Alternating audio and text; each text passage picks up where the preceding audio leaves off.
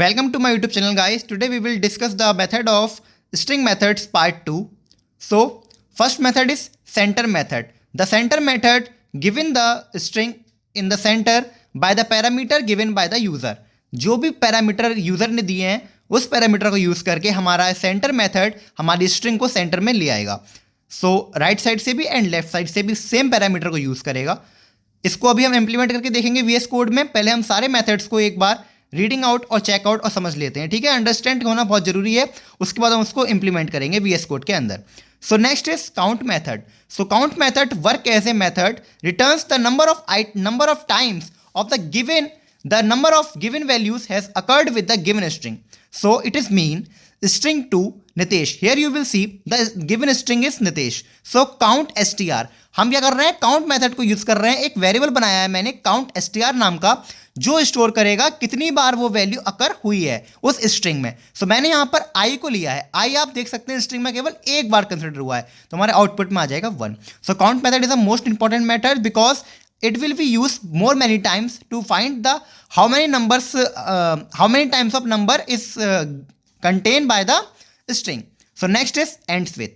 So ends with method is the most important method because of that it will say the string is end with a particular element. So we will consider the example Nitesh. So print str3 dot ends with h. क्या हमारी string h से and हो रही है? सो ये method ये show करता है कि हमारी जो स्ट्रिंग है वो पर्टिकुलर एलिमेंट से एंड हो रही है या नहीं हो रही है. अगर हमारी स्ट्रिंग पर्टिकुलर एलिमेंट से खत्म हो रही होगी तो this is return true, another is false. या तो वो हमको ट्रू देगा या फॉल्स देगा. अगर हमारी कंडीशन मैच हो रही होगी तो वो ट्रू देगा, अगर हमारी कंडीशन मैच नहीं हो रही हो तो फॉल्स देगा. Next is find method. The find method search for the first occurrence of the given value and reference when it is present. If the given value is present, string. If given value is absent, string returns -1. Here you will see the example Nitesh. आप इसको ध्यान से समझिएगा. ये method जो है बहुत ही critical है बिकॉज नितेश में आई केवल एक बार यूज हुआ है. मान लीजिए हम कोई दूसरी स्ट्रिंग लेते हैं जिसमें हमारा आई 2 बार कंसिडर या फिर आएगा. ठीक है, तो 2 बार आने पर वो पहली बार जहां उसको वो आई मिल जाएगा वो उसी इंडेक्स को हमें छोड़ देगा और बता देगा कि फाइंड करके ये वैल्यू यहां पर है. सो अगर हमारा स्ट्रिंग में वो वैल्यू नहीं होगी तो स्ट्रिंग हमको रिटर्न करेगा -1. इसको भी इंप्लीमेंट करेंगे VS कोड में और देखेंगे. बहुत जल्दी से देख लेते हैं. अगला मेथड हमारा क्या है, the index method. The index method search for the first occurrence if given the value is return. So str5 welcome to code with Nitesh. So print str5 dot index with. So यहां पर हमारे particular element की हमको index output में देगा ये index method. सो चलते हैं VS कोड में और इंप्लीमेंट करके देखते हैं 1 by 1 इन सभी मेथड्स को. सो VS कोड ओपन. सो यहाँ पर मैंने सारे जो एग्जाम्पल हैं वो पहले से टाइप करके रखे हैं. सो 1 by 1 हम इसको देखेंगे. मैं बाकी सबको कमेंट आउट कर देता हूँ यहाँ से. कंट्रोल बाय बैकस्लैश दबाता हूँ. मैंने कई बार इस चीज़ को बताया है अपनी पिछली वीडियोस में भी कि अगर हम VS कोड में किसी चीज़ को अनकमेंट कर सकते हैं, अनकमेंट करना चाहते हैं पाइथन में, तो आप कंट्रोल के संग बैकस्लैश को यूज़ कर सकते हो. So first one is centre method. तो देखते हैं सेंटर मेथड हमारा क्या देता है. मैंने आपको बताया था वो राइट साइड और लेफ्ट साइड दोनों से सॉरी गिवन स्ट्रिंग को सेंटर में करके देगा. हियर यू विल सी 14 इधर से यहाँ पे सेंटर बना के दे रहा है. ये कहाँ यूज होता है, ये हमको एक गिवन एक हेडिंग बनाने में यूज होता है. ये मेथड स्ट्रिंग का ये मेथड हमारा एक हेडिंग बनाने के लिए यूज होता है. चलिए इसको कमेंट आउट करते हैं और नेक्स्ट मेथड को समझते हैं बहुत जल्दी से. वीडियो ज़्यादा लंबी नहीं होनी चाहिए इससे कि आपको भी समझने में आसानी हो. सो अनकमेंट करता हूँ मैं इसको और चलाकर देखता हूँ काउंट मेथड को. देखते हैं आई हमारा कितनी बार आया है. हमारा पाइथन इंटरप्रेटर क्या बता रहा है, देखो आई 1 बार आया है. बिकॉज ऑफ दैट नितेश में आई कितनी बार आया है, 1 बार आया है.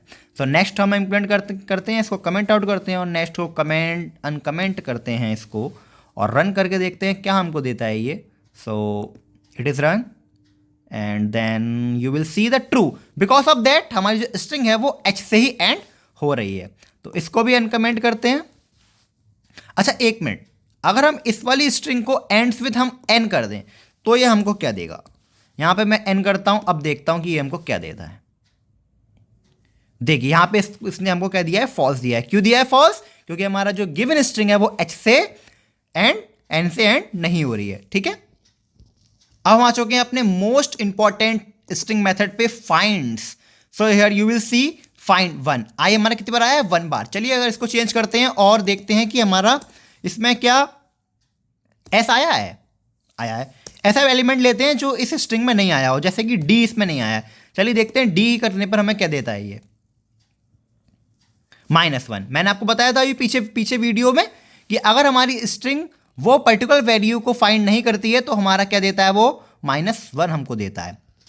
सो next is index method. So index method यहाँ पे क्या देता है हमारा, बिकॉज चलिए रन करके देखते हैं इस वाले मेथड को और बताते हैं आपको।